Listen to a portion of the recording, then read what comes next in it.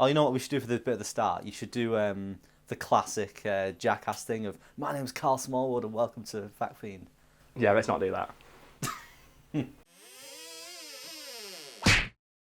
Given that they openly describe themselves as a bunch of jackasses, you would not expect the cast and crew of Jackass to be all that smart.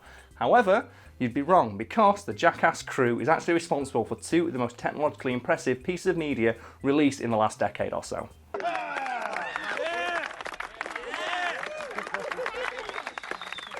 I never expected them to be actual idiots, but that seems a bit far-fetched. Oh, no. I can prove it, because, you know the movie Jackass 3D? Of course. That is consistently rated by people who give a shit as being the best example of 3D in a movie ever. I'm not talking like from the year it was released. I'm talking ever. I'm talking people rank this alongside fucking Avatar.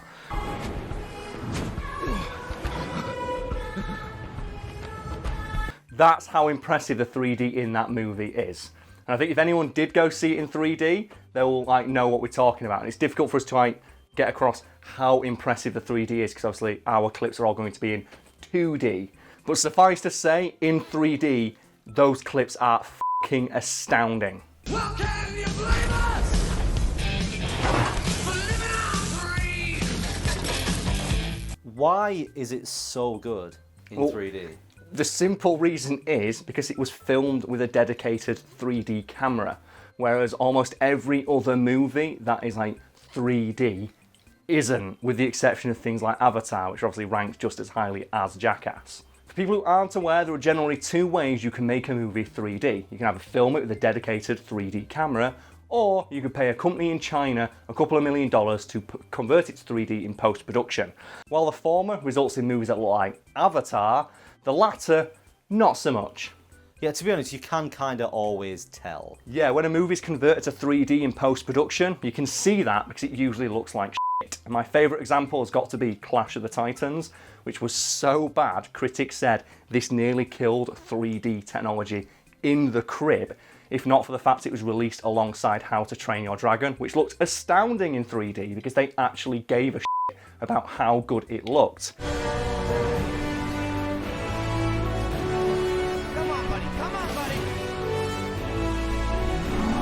So moving back to Jackass. Yes. Is it really that rare for a film to use the actual technology? Yes, it is. Like, you'll be able to bring up some examples below, but some ones I know off the top of my head of movies that weren't filmed in real 3D, but just paid someone somewhere a couple of million to convert it to 3D in post-production to squeeze a few extra dollars out of cinema goers. And it's virtually every big blockbuster of the last decade, including like Pacific Rim, the Godzilla 2014 movie, the Avengers, Guardians of the Galaxy. It's like, oh, so these multi-million dollar films, basically helmed by Disney, the richest company on earth, couldn't even be asked to pay the extra money to get a 3D camera to turn these movies into 3D, and just paid a company somewhere to do it. But the Jackass crew absolutely did. It's like, wow.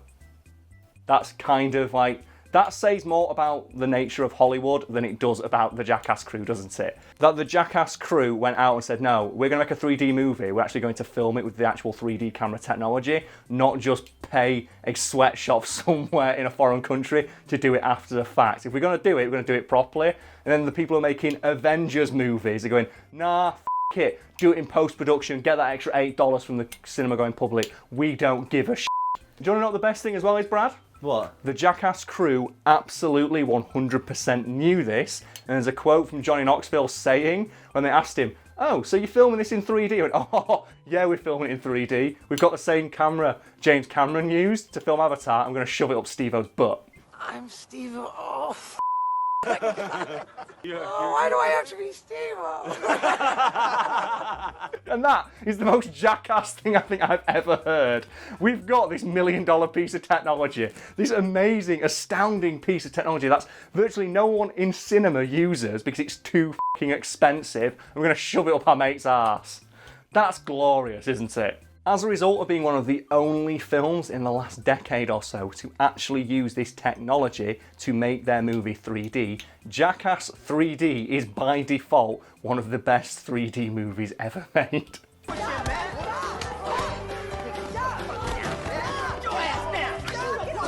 Which obviously that doesn't sound very fair, does it? Like they won by default, but still, winning like default are the two sweetest words in the English language. I think we can all agree.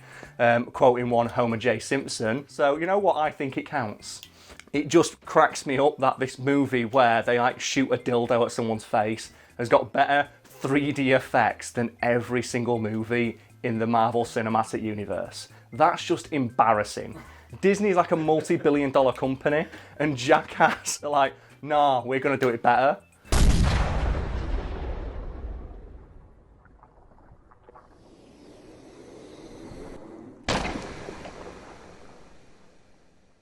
Didn't you say at the start the Jackass crew are responsible for 2 pieces of media that are technologically impressive? Yes, I did. So, in addition to being responsible for making one of the only 3D movies that doesn't look like shit because they went to the effort of getting an actual 3D camera, the Jackass crew were also responsible for one of the only PlayStation 2 games that outputs in HD. I wasn't aware that the PlayStation 2 could export in HD. Not many people are, because out of the 3,784 PS2 games released during the console's life cycle, there were, count them, 4 games capable of doing that. Wow. Yes. And Jackass is one of these. Yes, Jackass was one of the games.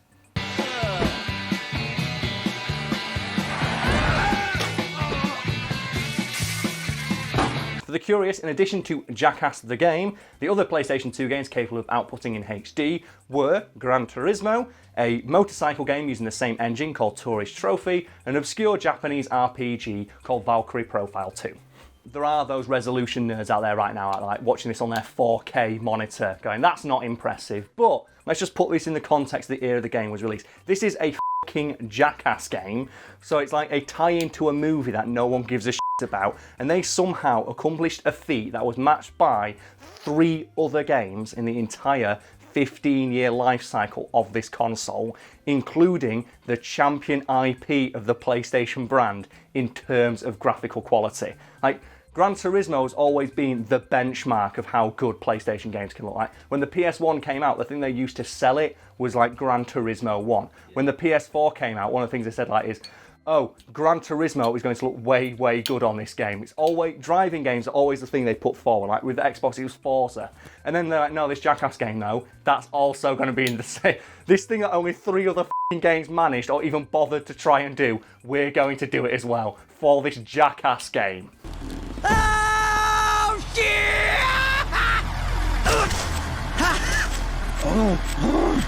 I have to ask, was the Jackass game any good? No, it wasn't. It was terrible. And that's what makes it hilarious. Not only is it a shitty game, but it's based on a concept that, how does that translate to a fucking video game?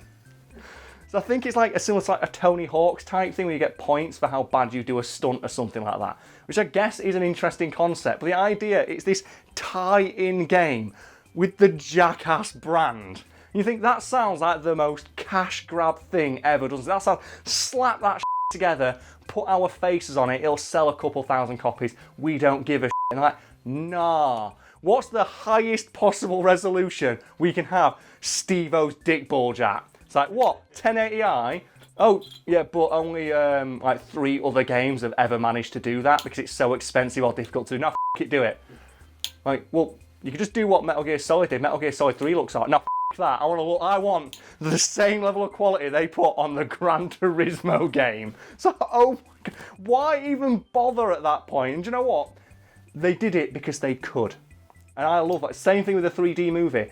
They did it because they could, and they wanted their stupid fucking video game to look as crisp as possible, because the juxtaposition of this super crisp, awesome looking video game, and they're like perfectly rendered like people in it, and they're like, oh no, now just look at Steve-O's ass. It just cracks me up that out of like nearly 4,000 video games for that entire console life cycle, 4 fucking games managed it, and one of them is the Jackass. It's the same thing you look at. What are the best rated 3D movies of all time? It's like Avatar, How to Train Your Dragon, Jackass 3D. It's stupid, but it's funny, and I think that fits with the Jackass ethos of what they're all about as like a bunch of guys.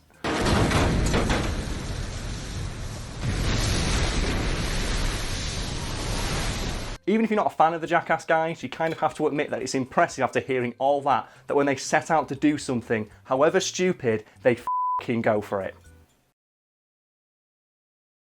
Did you go see Jackass 3D in the cinema? I did, yes. I watched it in 3D. It's astounding. I was sold on it immediately from the first 4 seconds of the trailer, which I was watching, and this is true, movie 43. Oh. Yeah. So, and I'll tell you, we laughed more at the trailer for Jackass than we did at the entirety of movie 43. I think we laughed hard at the first 4 seconds, which I believe is the high five.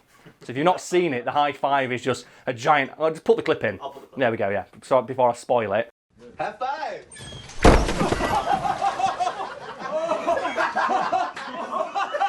We laughed hard at that one moment in the entirety of movie 43. I don't know, we could talk about Jackass. There's going to be plenty of clips of Jackass in that we've just shown. So let's talk about movie 43, shall we? It's bad that the only bit I thought was funny is when Hugh Jackman first took that scarf off. 100% Pashmir. Well, at least that's what the guy in the street Come told on, me. then.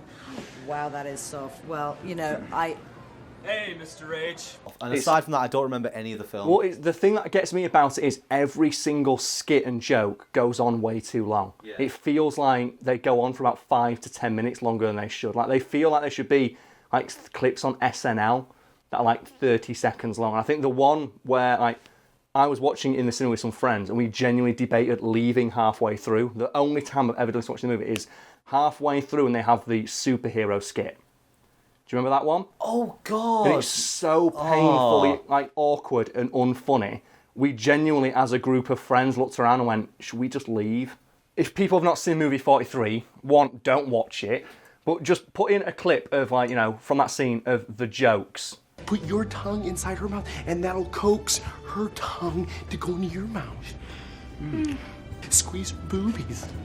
Yeah, and touch her butt. It's astounding that it even got made. Like, the story behind it got made is more interesting than the film itself, because obviously, if you don't know, movie 43 was sold on the fact that it stars so many big name actors. I think there's Johnny Knoxville, for a start, is in this. We've got Halle Berry, Stephen Merchant. There's Hugh Jackman. I believe Emma Stone is in this. Richard Gere. Basically, it's sold on the fact there's so many celebrities in this movie, and it's and they're all doing the most stupid, off-putting stuff. Like Anna Faris and Chris Pratt are in this, and they're play a couple who want to on each other. I'm not even kidding. Roll over and let me on you, please! Excuse me? I'm sorry. Poop on you. I meant poop on you. Honey, I would never on you. People ask, this movie's so how did it get made? Turns out, the directors basically just cajoled actors into appearing in the movie, and they all got paid $800 a day. He managed to somehow convince them to work for scale, which is for people know, is the least amount of money an actor can work for under their union contract. And they turned up and did 1 day of filming, and the movie took 5 years to make. So what he'd do is he'd just harass celebrities. You promise you'd be in it, you can't go back on that. I've got a piece of paper that says you're going to be in it, and for fuck's sake, I'll do it. I'll turn up for 1 day, just give me my $800.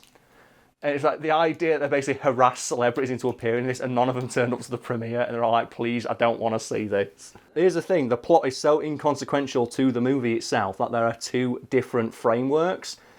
I believe in America, it's 2 kids who are looking for a viral video, and the viral videos they watch are similar, Robot Chicken-esque. They watch these skits, and I believe it's different somewhere else.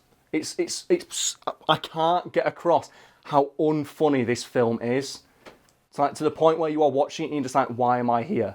Why are these actors in this? Why do they look so sad behind the eyes? The way I remember watching it was a little bit of hope. The first sketch is the Hugh Jackman one. Well, that's apparently the very first one they filmed, and that's how they got so many people to appear in it. Because Hugh Jackman, being Hugh Jackman, was I've got a day off.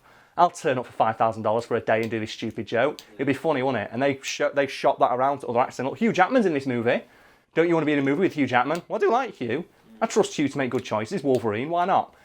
And then obviously they turned up on set and it's what do you want us to do? Say these painfully unfunny lines into camera. Do you think, what a good premise. Think of the potential of that Yeah, number. it's They a should have played themselves. A sketch. That would have been much better. It's the same thing of, was it the End of the World movie? What's that called? That film also tricked me because I remember watching that show and thinking, oh wow, it's a group of celebrities who are all caught at the end of the world. This would be fun to watch. And no, it turns out... This is the end. This is the end. It's a Seth Rogen fucking vehicle for him to just make more and fart jokes, and all the celebrities die in the first 10 minutes, and it turns out the only survivors are him and James fucking Franco. It's, oh wow, I've not seen this movie 4 times before. And as if it wasn't on the nose enough, halfway through that movie, James Franco and Seth Rogen start acting out Pineapple Express 2 as a home movie to keep themselves entertained. It's like, are you fucking kidding me?